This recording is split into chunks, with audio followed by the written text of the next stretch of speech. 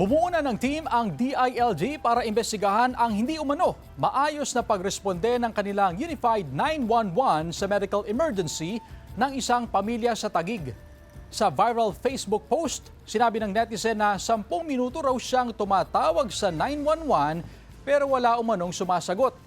Inatake na raw sa puso ang kanyang tatay kaya kinailangan niyang mag-CPR. May dumating daw na sasakyan para rumisponde. Pero ang netizen pa rin daw ang patuloy na nag-CPR sa kanyang tatay hanggang sa madala sa ospital. Dead on arrival sa ospital ang kanyang ama. Sa isang bagong post, sinabi ng netizen na hindi ambulansyang ipinadala ng 911 ang tumugon sa emergency. Aniya Patient Transport Vehicle o PTV yon ng kanilang barangay na tinawag ng kanyang kapatid. Ayon sa lokal na pamahalaan ng Taguig, nagpadala naman sila ng ambulansya sa Barangay Maharlika Hall para mahanap ang bahay ng pasyente.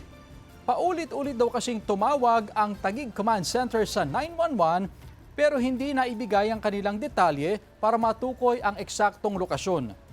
Sa panayam sa unang balita, sa unang hirit, pinabulaanan ni DILG Undersecretary Jed Patrick Mabilog ang umano'y naging call response time ng 911 sa insidente.